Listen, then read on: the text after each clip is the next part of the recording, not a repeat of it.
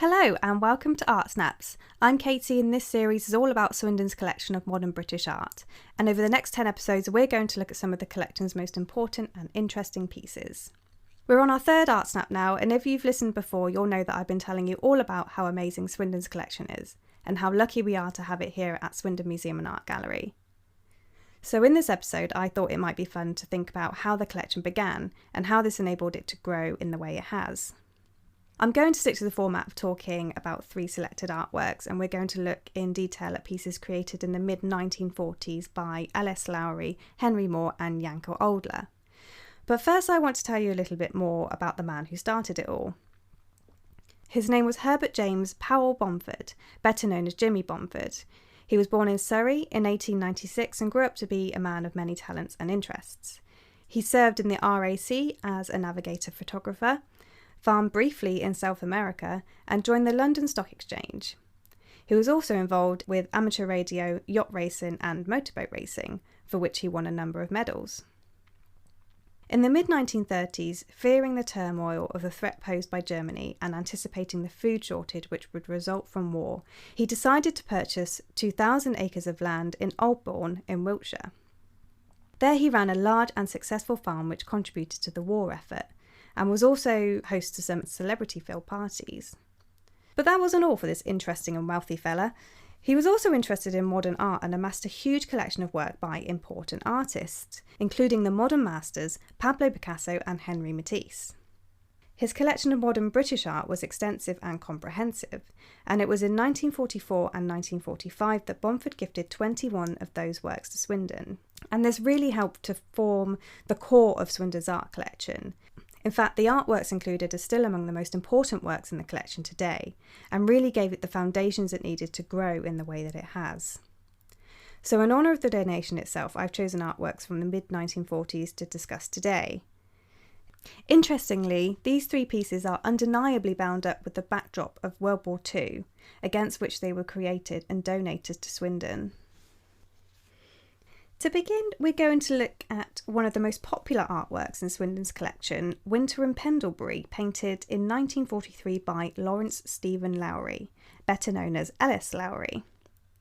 Now, I don't think it's a stretch to say that Lowry is one of the best-loved painters in British art history, and I think a lot of the reason for this is the relatability of his paintings, which often focus on everyday life in urban and industrial landscapes. And he painted them with such simplicity and directness, sticking to a limited colour palette of specific shades of white, black, red, yellow and blue, and reducing figures to what are often referred to as matchstick men. Lowry is really an artist who can't be tied to any group or art movement, because he really was doing something that nobody else was doing, in embracing and celebrating the everyday, and using what is really a very naive style. And that's not meant as an insult, because that very particular simplistic way of working is exactly what gives his work a certain unpretentious charm, and it's also what makes it so recognisable. Winter in Pendlebury depicts St Mary's Church not far from Lowry's home in Manchester, which was sadly damaged by bombs during the Second World War and demolished in 1964. So Lowry has left an artistic record of the church before it ceased to exist, and this, along with the fact that this was one of the very few winter scenes painted by Lowry during his lifetime, makes it a really special piece and such a gem in the collection.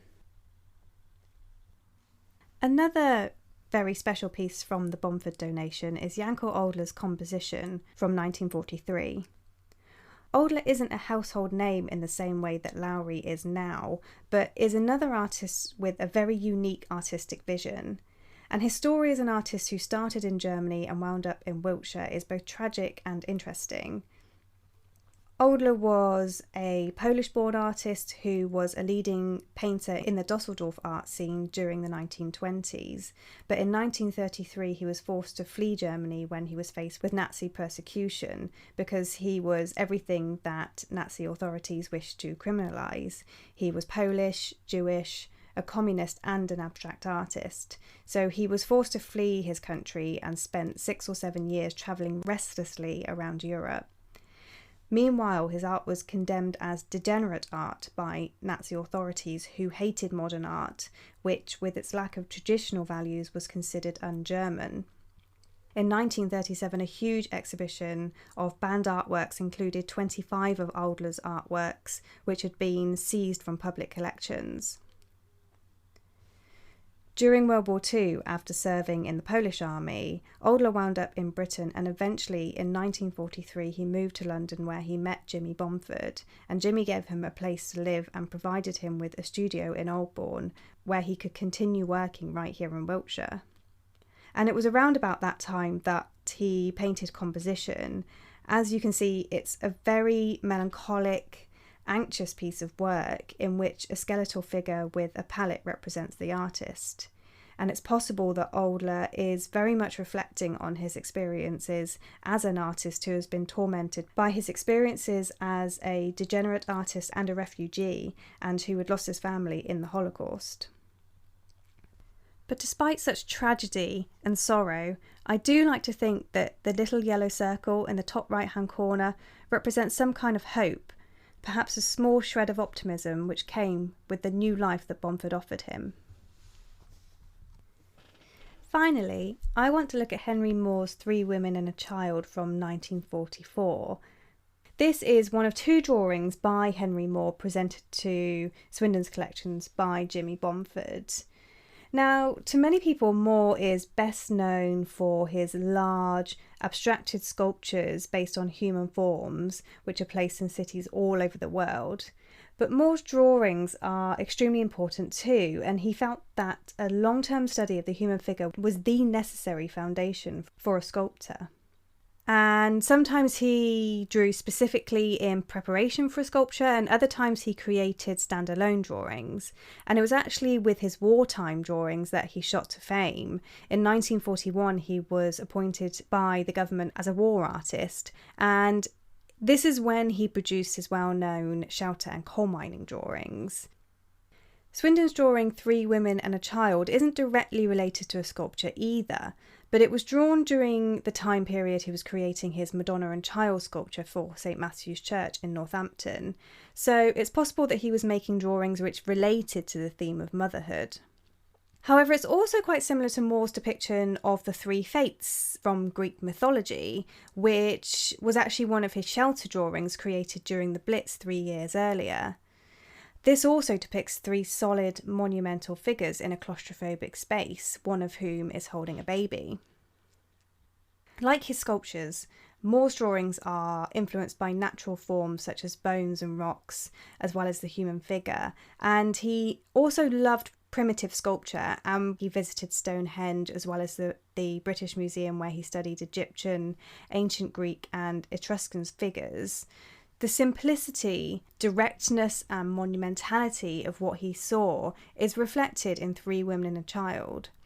It's as if these beautiful figures were carved directly from stone, and this is also shown in the colour of the piece and the incredible kind of rough, layered, textured surface.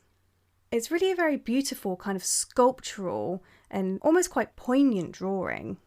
And it shows Moore's ability to render figures with such great presence, using such gorgeous, expressive mark making. So that brings me to the end of this Art Snap about 3 fantastic artworks donated to Swindon Museum and Art Gallery by the generous Jimmy Bomford. I very much hope you liked it, and hope you're able to join us for our next Art Snap, where I'm going to talk about fantastic drawings by Gwen John and Augustus John from Swindon's collection. In the meantime, do follow the Art on Tour blog, and you can also follow us on Instagram and Facebook. Thank you very much for listening to Art Snaps, and bye for now.